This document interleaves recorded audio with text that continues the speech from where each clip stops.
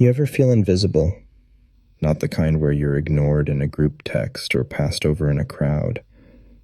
I mean really invisible, like no one even knows you exist. That's what it's like living on the edge of Eastgate Park. Every day I watched people rush by with earbuds in, coffee in hand, like I wasn't even breathing their same air. My name's Jaden Knox, and I hadn't had a real bed in 7 months. I was 13. Or 14. Honestly, I'd stopped counting. What I did keep track of was food. How many hours since my last meal? How many minutes before the cafe patio emptied out and I could check the trash bins? How many seconds it took to spot an untouched roll left on a plate and snag it without getting yelled at. But that day, I didn't find a meal. I stopped one. The place was called the Fennel Table, some overpriced garden cafe where people paid $20 for soup with leaves floating in it. I wasn't allowed inside, obviously. But I'd figured out how to blend into the wrought iron fence line. Crouch low, don't move, watch everything. It was lunch rush, napkin collars, polished sunglasses, waiters who moved like dancers. And at the center table sat a man I recognized from the news. Tobias Renwick, tech billionaire, real estate mogul, philanthropist, though the only charity I'd seen was his PR team feeding headlines to reporters. Still, big name, bigger wallet. Next to him sat a woman in a crimson dress, elegant, sharp, expensive in that way where even her size sounded curated. She smiled like her face had been taught how, never reached her eyes. That was probably the first thing that felt off. Tobias wasn't eating yet. He was on his phone, squinting down at some screen. The waiter had just delivered 2 bowls of soup, this deep green stuff with white swirls and shaved something on top. Then it happened. While he looked away, she reached into her clutch. It was smooth, practiced. Her hand slid around a tiny glass bottle. Not big, just enough to hold a few drops. She twisted the cap, tilted it, let 2, maybe 3, drops fall into Tobias's soup, clear liquid, gone in seconds. She stirred it with his spoon like it was part of the ritual. I froze. My breath hitched, and suddenly the warmth of the day felt cold. What did I just see? Was I imagining that? But then she leaned forward, her voice a low whisper, but I still heard it. After everything I've done, you're not walking away now. My legs tensed. Run? Speak? Who'd believe a kid in a hoodie with holes in the sleeves? I didn't even know what she put in the soup. Maybe it was nothing. Maybe she had a weird vitamin drop routine. Or maybe it was something else. My stomach growled. My head spun. But my eyes stayed locked on the bowl, on Tobias's hand inching toward it. And in that second, something in me cracked open. Fear? Sure. But more than that, refusal. I couldn't just watch. So I stood up, pushed through the patio gate before anyone could stop me, and shouted the 3 words that would turn every head in that cafe. Don't eat that. Forks froze. Conversations died. Tobias paused, spoon hovering over his bowl like a movie frame stopped mid-shot. Everyone stared at me. The billionaire, the woman, the waiters, dozens of people in clean clothes and clean lives, suddenly silenced by a dirty kid who wasn't supposed to exist in their world. The woman's eyes locked on mine, sharp, lethal. "Excuse me?" she said, her tone sweet but full of venom. I stood my ground, heart pounding. "I saw you put something in his soup," I said, louder this time. "Don't eat it." The woman's chair scraped violently against the stone as she stood, red dress flowing like a threat. "You little liar," she snapped, venom now fully replacing the sugar in her voice. "Who let you in here?" "Security." But Tobias wasn't looking at her. He was staring at me. The spoon in his hand hung limp, still hovering above the bowl like he couldn't quite figure out what world he'd stepped into. I could see it in his eyes. Confusion, hesitation, a flicker of something deeper. Doubt. Then her hand touched his arm, soft and reassuring. "Toby, he's just trying to scam you. Look at him." I did look at myself. Dirty hoodie, torn sneakers, dirt under my fingernails. I was every warning sign of a kid you don't believe.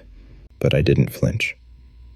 "I saw her pour something into your soup," I said again, my voice firmer. A waiter approached, pale and unsure, whispering, "Should we call the police, Mr. Renwick?" Still Tobias didn't move. Still the spoon didn't drop. He turned to her. Finally. "Elaine," he said softly. "What is he talking about?" She blinked. "Nothing, baby. He's a homeless little brat. He probably wants to go viral or something." The room buzzed. Not loud, but sharp, like a hive of whispers had been shaken. "You can test it," I said quickly. "Get it checked. Call someone, but don't eat it." My voice cracked at the end. He looked back at the bowl, then at her, then at me. "Security!" Elaine called again, snapping her fingers. But Tobias raised a hand. "No!" His voice silenced everything. Even her. He stared down at the soup, nose crinkling. Then he lifted the spoon, slowly, and sniffed it. Just once. He didn't taste it. Didn't need to. His eyes narrowed. Then the shift happened. Tiny, but real. He placed the spoon down, slowly and deliberately, and turned to Elaine. "What's in it?" Her mouth opened, closed, opened again. "No," she said, laughing like this was some joke they were all in on. "Toby, don't be ridiculous." But he wasn't smiling. "Taste it," he said. "What?" He pointed to the bowl. "If it's just soup, taste it." She hesitated. For 1 second too long. That's all it took.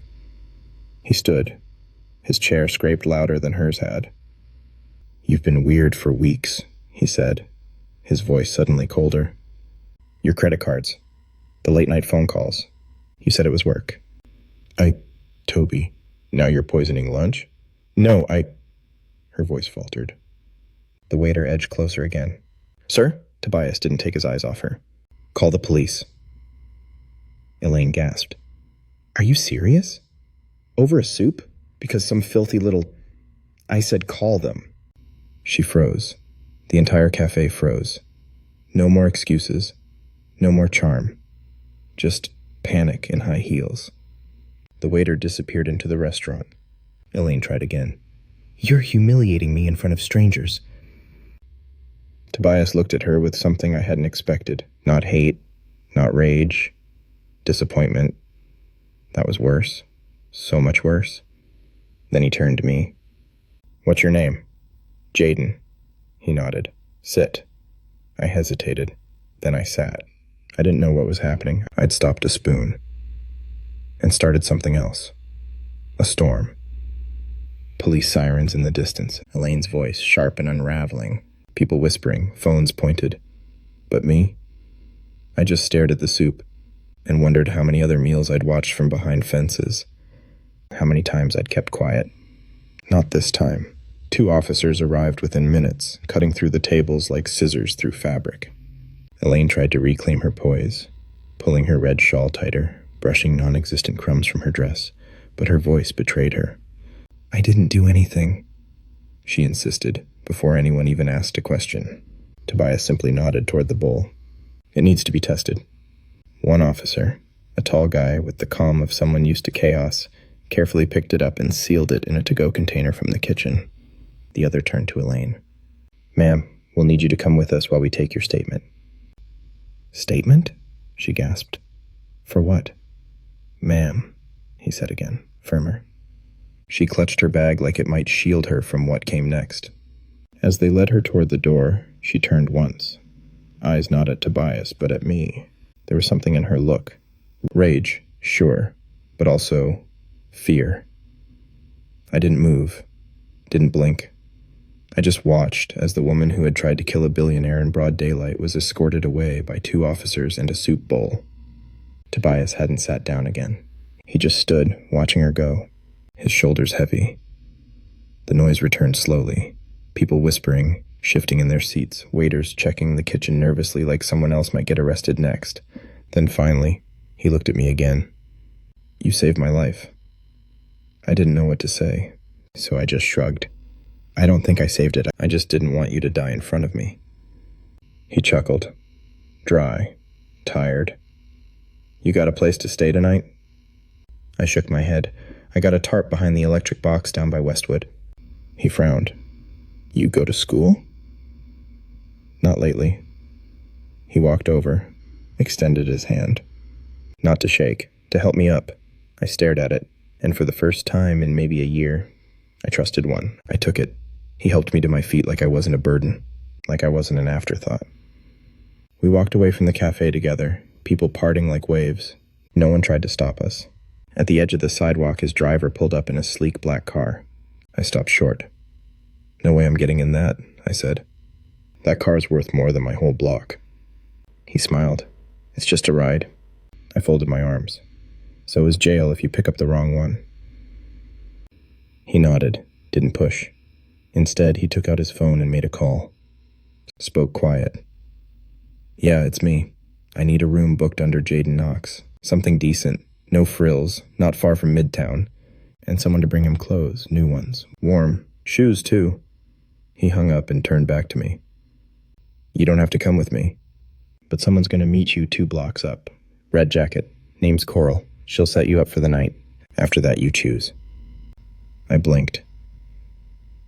Choose what? If you want help. I don't know why that hit me harder than everything else. Not a handout. Not a savior. A choice. I nodded and walked the 2 blocks. True to his word, there she was. Red jacket, kind eyes, a bag in hand. She didn't ask me questions, didn't look at me like a case file. She said, Jaden, I'm Coral. Come on, let's get you warm. I followed her into a small building with clean floors and soft lights. A hotel. My own room. My own pillow. That night, I didn't cry. Didn't break down. Didn't whisper thanks to a God I wasn't sure believed in me. I just laid there, in silence, and stared at the ceiling, wondering how everything could change because of one shout. Don't eat that. The next morning, the world had already found out. Someone had filmed the whole thing, from my warning to Elaine's meltdown. It was online, edited with dramatic music and slow zooms. By sunrise, it had over 3 million views. The title, Homeless Kid Saves Billionaire from Being Poisoned by His Wife. I hated that title, because I wasn't a homeless kid. I was Jaden Knox, and I hadn't done it for clout, or money, or likes. I did it because it was right. Coral knocked on my door around 8 a.m. She'd brought breakfast. Real eggs, not the powdered stuff they gave out at shelters. Mr. Renwick asked if you'd like to join him for lunch. I froze. Same man, same time of day. But the table had turned. This time, I walked into the fennel table, through the front entrance. No fence, no crouching, just me, in clean clothes and brand new sneakers. People recognized me. One guy even nodded respectfully like I'd done something noble. Tobias was already seated. He stood when he saw me, actually stood, and smiled. Jaden. Hey, I said, trying to act like I wasn't totally freaking out inside. We sat. We ordered. No soup. Not even close. He waited until we'd finished a few bites before speaking. I had her soup tested, he said quietly. I looked up. And 3 drops of a paralytic compound. Untraceable after digestion. Slow acting. Would have triggered a heart attack within 20 minutes. My stomach flipped. He went on. She's being charged with attempted murder.